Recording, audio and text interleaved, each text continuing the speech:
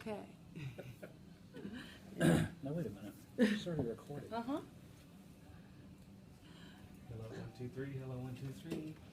Hello, 1, 2, 3. Hello, 1, 2, 3. He's good. Hey, how you doing? That's your James Brown. Hi, what's up? Now you're out of the camera. Now come over here. Get close. Chummy. Hey, chum. Turn that mic towards Buddy you. old pal. Turn the mic towards you. There you go. Okay, ready? Yes. All right.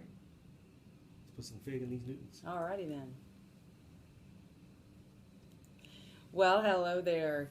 You're listening to the OffBeat Business Show. This is Susan Hamilton. Thank you so much for spending your valuable lunch hour with us. I know your time is incredibly valuable. You're a busy person. You're a busy business owner. And you come in here looking for resources and information that helps you be amazing. And we want to be known for having the very, very best resources for you, American business. We represent 80% of American business that tend to be family-owned businesses of 9 employees or less. That means we're building our businesses while we're raising our kids, taking care of our parents. We probably have a veteran in our family or our workspace, and 30% of us are dealing with an addict in our family or workspace. And these are challenges that are out there today that not everyone's talking about in terms of business.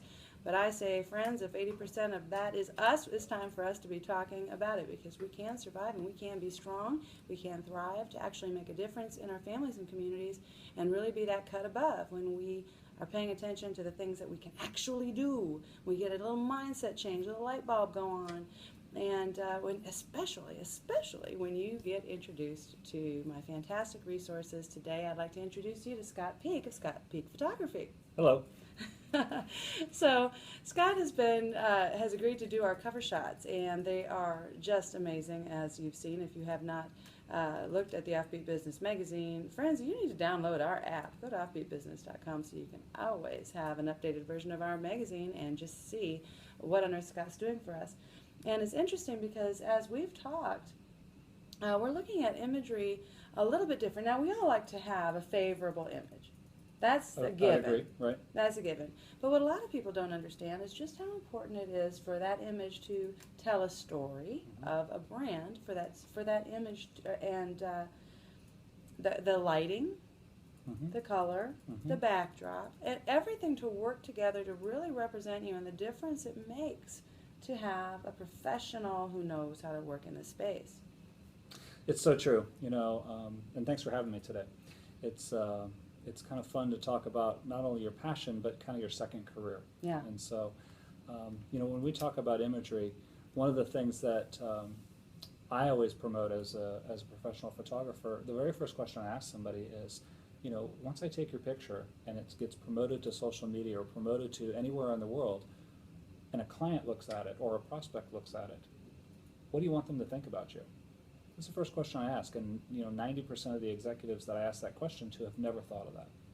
Or they come up with a generic standard answer. So I want to look powerful, I want to look tough, I want to look confident, I want to look approachable. Wait a minute, those are generic answers? They're generic in the sense that that's the first thing they think about, but it's not a well thought out answer. Okay. That's what people often think they need to be thought about. It is. Yeah. But does that represent them as a person?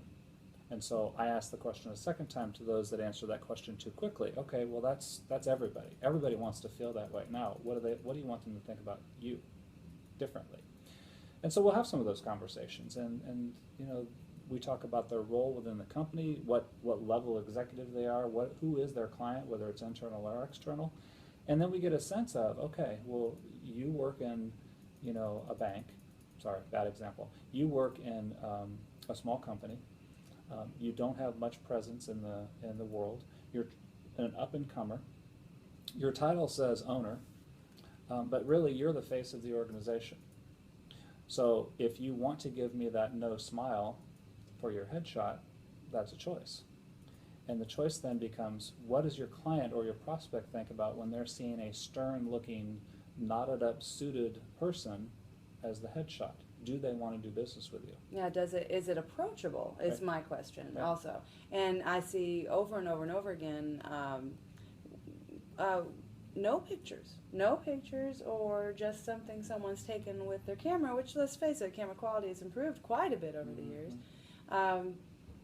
But I've learned, even in our journey with OffBeat Business Media, that we have to move beyond that to live a big life in business, That's to right. really have that large presence that you want, if in fact you are going after that market share, which I hope you are. That's true. When I started this business, I was in corporate America for 20 years, and so I carried a bag. I was a sales guy. In the last 6 years of that career, I was a consultant, working with executives, sales forces, and customer service reps, the front lines of an organization. And I was teaching them how to build better relationships with their clients, which are sales skills. I was teaching them how to negotiate. I was teaching them how to present. And it was more than just the skills themselves. It was behaviors within them. What I learned in being a consultant was I had to be that person that they wanted to be all the time. So when I sat across the desk from them asking them questions, did I have a suit on? Was I wearing a white shirt and a tie? Did I match the environment that they were calling into? Yes. And that's yes, all yes. imagery. Mm-hmm. And then the behaviors is that imagery in a different sense. It's skills and strategies, right? But did I mimic and do the things that they were actually going to be purchasing from our organization? And was it such that they wanted to hire the person sitting across the desk, regardless of what I did? That's imagery as well. And it's so much better. That's a much more detailed answer than just you need to look the part, which is my capsulated point. That's right. But you're right. You've got to be what they're looking for in the first place rather quickly, because I believe you got less than 3 seconds to really make that impression. You have very little time, and so think about what your LinkedIn profile looks like. Think about what your company's website looks like. Do you have executives and staff pictures on your website to begin with? Most companies don't. Right. Small companies especially, small businesses don't have those images up there because they're afraid, maybe, of what somebody might think about that image, or that you might look too small. Most of the folks you're talking to have small businesses. Right. And so small businesses working with small businesses, you have to know those people Right. inside and out to do work with them. And then secondarily, does the marketing images that you have online represent your business? Or are they iPhone shots? Or Samsung, depending on what your flavor is, of course. No, it's important to be able to share those types of things when we're talking about before and after images, and we're talking about maintaining your website to have something. We understand that. But at the same time, there is an image you want to convey that has everything to do with, for instance, some of the things that you showed me earlier. Where's the lighting? Where's the shadowing? I mean, your eye probably wouldn't notice how that impacts you, how color causes you to make choices. Well, friends, that's the way it is for your audience, your website audience, and anyone viewing your image anywhere. They are making determinations based on things that you may not be really thinking of on a conscious level. That's true. No, it's very true. A lot of times when somebody will call me and says, "Hey, I need a headshot." Okay, well, let's talk about that headshot. And I went through a little bit of the questions I ask on the front end, but then the next set of questions is, well, where are you going to put it? What is it? Where is it going to be promoted?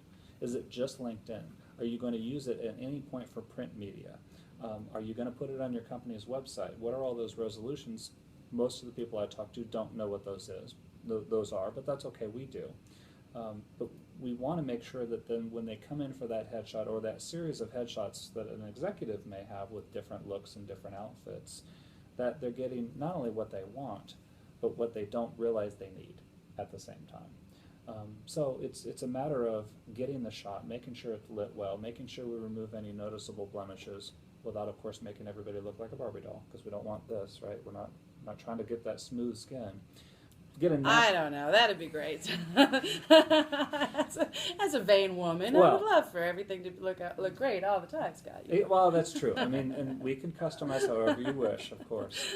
But then it's really, where is it going, and who's going to see it, and how will they see it? And it's amazing because people don't realize just how far that image goes. Oh my gosh. Because it's real important that you have it in all of your marketing, of course. But in terms of really taking advantage of the digital space today, you need to be able to have a headshot that is going out in a magazine that is a third-party endorsement, such as the OffBeat Business Magazine. That's true. Where is this picture going to go? It's going to go much farther than you think. For instance, any member of the OffBeat Business Alliance has the right to use the content on our website that supports them, so they're not having to blog and write articles all the time. They can actually use our content on their website with the legal right to do so, provided they take along that bio Right. in that image of the original contributor and the lines originally featured in the OffBeat Business Magazine. But that image is so important. It's building that brand. It's part of your reach. What's actually reaching out there? It is your language. It is your title. And friends, it is your picture. It is. No, it really is. And it's what's interesting to me is I did a study recently on my own LinkedIn website. I think I have, 1,000, 1,100 people that I'm connected to. And every January I go through this exercise because it becomes a marketing lead effort for me in some cases. And I look at everybody's LinkedIn headshot to see who has either a professional headshot, semi-professional headshot, iPhone selfie, or a headshot that was taken 15 years ago. And they're out there still, right? What I can tell you is that 48% of the people that I'm connected to don't have a current, within the past 3 years, professional headshot on their LinkedIn page.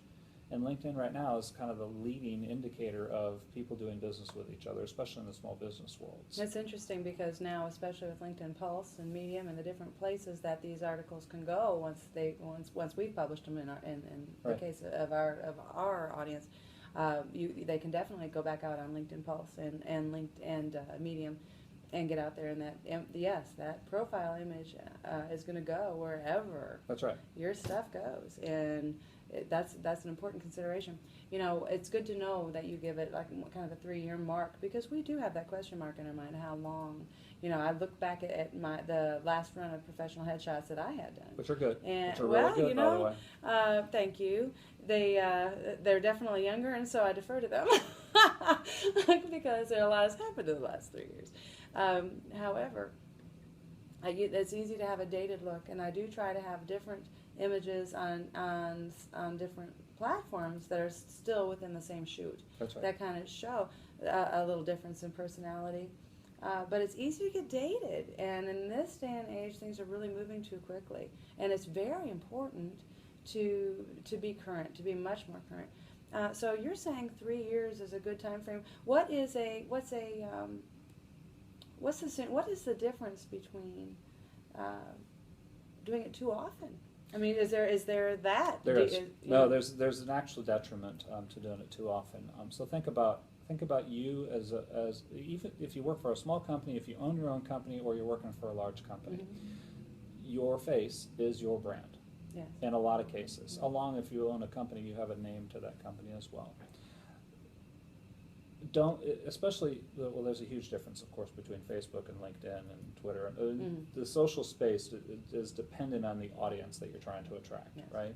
So if you stay in that professional world where LinkedIn and Twitter kind of fit into that professional world more often, the more you change your image, the more confusing people get as to who you are, right? So if they visually can't find your face, the existing headshot that you have, the professional headshot that you have, when they're scrolling through things and it's not quick for them to see it, they may skip right by you because you've changed your headshot too quickly. It's a brand. When I started my business 8 years ago, one of the things that a coach had given me was, once you put your brand out there, it has to stay. You go into a rebranding effort with your business, you're basically starting all over. Right? So when we started our brand, we had color scheme and we have some design graphics that we liked, and we did make a slight change, but the original design stayed the same, even though the color scheme changed a little bit, and we were lucky that we were able to go down that path. When you're thinking about a headshot and you're thinking about changing it every other month because you get tired of it, that's not for you. The headshot is really for somebody else to see in the world, and changing it way too often can be a detriment to you, for sure. Yeah, I would think so, and as well as maybe some of the huge changes, right? Some of the not saying that if you don't have a beard and you start growing a beard that's not a good thing. You can, I mean, but there's kind of ways to integrate the new look in, right? That's so right. that you don't lose the people that maybe don't recognize you anymore. That's exactly or right. the hair colors.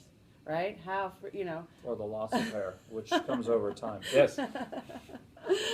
Well, in my case, the complexion, after a while, she's just, It wears on you, this life we're living. It does.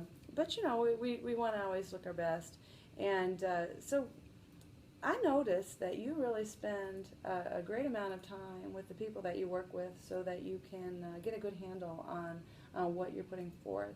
And friends, if you're enjoying this conversation as much as I am, I invite you to stick around, listen to our sponsors. We're going to be right back, and we're going to talk more with Scott Peak of Scott Peak Photography.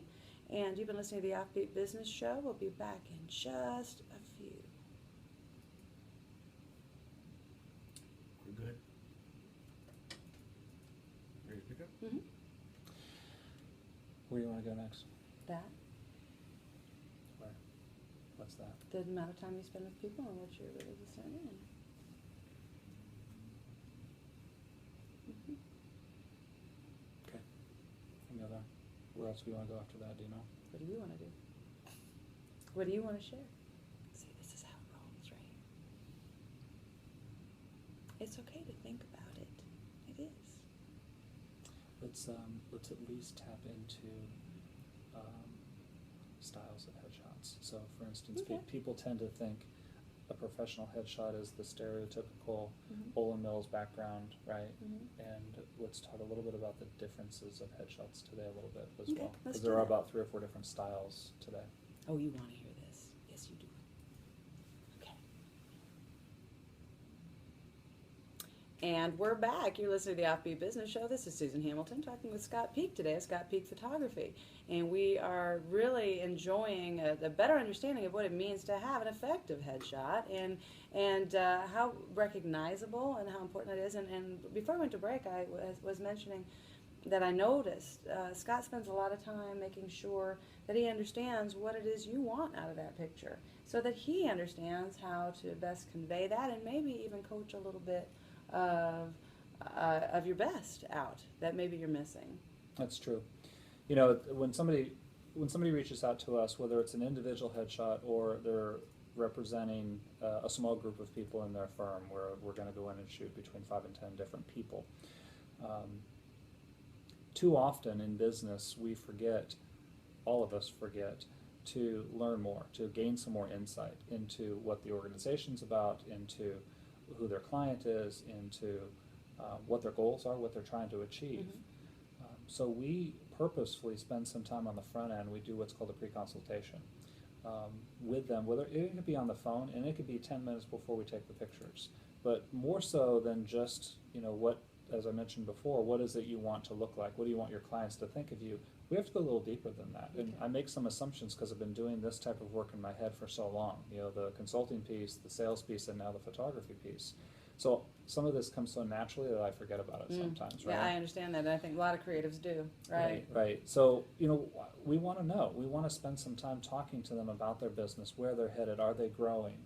Are they rebranding? Are they, have they never had a headshot out there? Have they never had marketing shots out there? Right. And so part of that is for us to learn before we take the pictures, but the other part of that is for them to feel comfortable. Because I haven't met too many people that are absolutely ready to be in front of a camera, a still camera at that, and take a picture. There's a lot of nervousness that comes into that, and No, it's awkward. it's understandable, Yeah. but it doesn't have to always be. So part of that time is really for them to get comfortable, and they may not realize that until they're in front of the camera, and all of a sudden it went well, and they're like, oh my gosh, that couldn't have been easier. Nice. Well, it's the front end work that's done that they don't realize sometimes that we're doing to make them comfortable. So we were also talking a little bit about the fact that headshots have changed. This isn't, back in the day, you had, and when you went to school, for instance, which your company, you've got a whole leg of a company that manages Right. some rather large We work with, academic. right, we work with some private schools, yeah, absolutely. Yeah, and that's very important, and you always bring a little more to the table than most. But we've got to be considering our backdrops a little bit. We've got to be considering our background, and there's some different styles. Why don't you help us understand what that means, that there's different styles? That's an interesting question. So there is still the standard gray, brown, blue backdrop. Yeah. And it still is in existence, and it still and we call it what's called a mottled background. So it has a little bit of texture to it. It's been around forever. It still plays well in a very conservative company. that needs a conservative headshot, something that can go across all boundaries. Okay. Typically, older executives would fit well in that sense. I mean, we often get the phrase, "Oh, I had this when I was in school," or "Oh my gosh, this is an old Olin Mills backdrop." Well, it is and it isn't. Some of it depends on how we light it, but that backdrop is still a very traditional conservative backdrop. Some of the newer headshot styles that are out there right now, and it's not so new, but new to people who've never had one before, is to have a very clean, high-key white background. In fact, I think my current LinkedIn profile headshot is on a very clean white background, and the reason it's called a contemporary look, and the reason that's contemporary is because all you focus on is the face. There's nothing else distracting in it whatsoever. And it can play well for a variety of things. The other thing that's a benefit of a high-key white background is that it's easier for a design person to cut that image out and lay it into some other. It sure is. Lay it into some other backdrop. Yeah. It used to be called, and still can be called, green screen, but we can do it with more than just a green screen anymore. And then another traditional backdrop is to do a nice plain gradiated gray. Just a plain gray backdrop that has some light gradation going up it, and that's another traditional shot. Now, the newest style of headshot is really called, it's either a lifestyle or a theatric or cinematic headshot. And they're newer in the sense that they could be shot almost in any environment, depending on if we can control the light of the sun and the wind and everything else. And the shot, what it really does is it focuses in on the face, and it takes an extreme blur to the background. Almost so much blur that you can't even tell exactly where that person is, but some people just think, oh my gosh, that looks really cool. I like the way that looks, but they don't know how or why. Well, depending on who you're using as a photographer, we can take almost any environment and extremely blur that background in camera during the shot and not have to do much in Photoshop work and still make that face almost three-dimensional off the screen. So it's either cinematic, theatrical, there's a couple of different words for that, and that is kind of the newer style of contemporary headshots that are out there right now that is getting a lot of buzz. Any of them will work. Quite honestly, any of them will work. It really depends on the culture of your company, the position that you hold, how you want your clients to see you and visualize you and treat you at the same time. And that treat is a really big thing. You know, based on how you present yourself to the world and how you talk about yourself within your profile and online on your website, you're teaching people how to treat you. Absolutely. Absolutely, in everything that you do. So what should people not consider? Because as you're saying these things, I'm thinking that when you're looking at your backdrop, if you're getting your company, if you're getting all the headshots done in your small company and you're wanting to have that approachable look, Right. should you be concerned with your website colors, with your branding colors? Should that play into it? And when are we overthinking it? Well, when we're overthinking it, sometimes is trying to get too creative, quite honestly. Yeah. Now, there are some companies out there that being extremely creative is to their benefit because that's actually their culture. But you have to match the culture of the organization, the culture of your executive staff, really to the type of headshot that your company represents and has in front of their clients. Because it has to be on message with where you're headed with your clients as well. That's the one danger, is trying to be too creative, trying to be too cute. What most people in the industries really need is a block and tackle standard headshot. Now that doesn't mean it has to be boring. It just has to be a block and tackle standard headshot so that people can see you. Block and tackle. It's like hitting singles in baseball. You have to hit singles all day to win baseball games. You don't always have to hit home runs, right? So that's what the coach wants you to do. Okay. You need a headshot that is your go-to, that represents you extremely well. It doesn't have a lot of distractions in it behind you or in your jewelry if you're a woman, or in the color schemes if you're a man or a woman, your hairstyle, your beard. I mean, you want to minimize the distractions and still represent you and still seem approachable, accountable, professional, and many other acronyms that people want to feel. So that the dangers are getting too creative and having too much stuff in it that isn't about your face. You know, but we think about our face and we think about our smile, and most of us are not that thrilled with their smile. I'm very uncomfortable with my smile. I can't ever get it right because I raised 5 kids. They nearly ate my lunch, and there was this look that goes down. They took your smile out of you. Is what No, you're saying. I'm not saying that, but what I am saying is that if there was a look, moms, you know this look, right? There's a look that and I know that I got it from my mother. And I don't mean to do it, Right. but there's just some kind of and my kids have been known to walk right past me and go, "Mom, you're looking at me like that again," and and it kind of, as a business owner, that does bother me. I don't want ever to have anybody take one look at my smile and think something terrible. That's right. So that's tricky. How do you coach a good smile? What should we be thinking about to be a little more natural? Well, and part of that's that predisposition that we do, right? With that consultation we do on the front end with them, whether it be again on the phone or in person. Here's what we do to help that. So of course we try to get it as natural as possible. There are still people that'll twitch and be a little bit anxious in front of the camera, but that's okay. It's gonna happen. The way we typically would shoot a headshot is tethered either to a computer or an iPad, and after about 4 or 5 shots that I get that I know it looks pretty good, then I'll pull the client in front of the computer or iPad and say, okay, let's take a look and see what we see so far. What do you see that you like? What do you see that needs to change, right? And so all of a sudden they're starting to pick out all the things that they don't like, and now they can visually see how they look, and they can go back and try to make an adjustment. Now, I will tell you that when people try to make their own adjustments, it doesn't always work, right? It wouldn't with me. Doesn't always work. That makes me a really difficult client. But if I know then what they're obsessed about, then I can work on something completely different that they're not thinking about, that gets them in the moment, that all of a sudden I capture that smile that they're not thinking about because I'm making a joke or making fun of myself or doing something, and all of a sudden I capture a smile that they never imagined was possible with them. The only time anyone ever says anything about my smile is when I have not thought about it. If I have to think for a smile, it's never right. That's right. But if I can get somebody to get my mind off of it, or just enjoy a good conversation, which I'm really grateful I get to do here at Pegasus Net Waves. Raul always makes it so easy. Our wonderful producer over there giving me the thumbs up. He's a doll. And he always makes our guests feel easy, and which is what you do with your people. You make them feel comfortable. And I really appreciate the effort that you do with the cover and improving us, upping our game. And that's another consideration, friends. When you're looking at your image files, you need to be able to really consider what translates well to print. So we have to we're going through all of our material to make sure we are ready for the next stage of growth in our business. And you need to think about that too when you're updating your brochures and when you're updating your sheets. You want to make sure that the image file is the right size, and it really has all these things that Scott can bring to the table for you to make sure it represents you well in everything that you're doing. I guarantee you have not worked with an easier person. It's really a pleasure, and with either of these gentlemen, I might add. They're wonderful.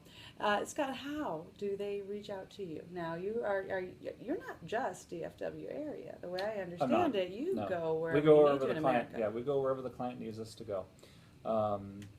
So we have a couple places. Obviously, our website is the most easiest way to get a hold of us. It's www.scottpeakphotography.com, and that's peak like peekaboo, P-E-E-K. So www.scottpeakphotography.com.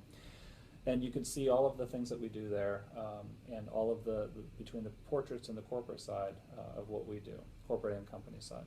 The other way you can get a hold of me is through my email address. It's scott@scottpeakphotography.com. And if you have a need, we'd love to see what we can do to interact with you and see if we can actually help that need and fulfill the images that will help up the game in your business. Wonderful. And friends, if you didn't write that down, but you should have, but if you didn't, you're going to be able to find that underneath this video, and where you'll find all that information also on our podcast page. When you come back after this show airs through Pegasus Net Waves, you'll also be able to find the show on our website, on our podcast, and find all that information. You'll find the video, you'll find the links to reach out to Scott. And as with everything that we do here at Offbeat Business Media, you'll be able to find our lineup, our replays, our magazine. Join the Offbeat Business Alliance, where we offer the very best resources. and actually download our app. It's pretty important. Have that right at your fingertips so you can have your finger on the pulse of what's going on. We are business expert information for and by business owners just like you. Until next time, this is Susan Hamilton. You've been listening to the Offbeat Business Show. Go to offbeatbusiness.com for all of that information. Anything we need to add? I think we got it. No, I think we're good.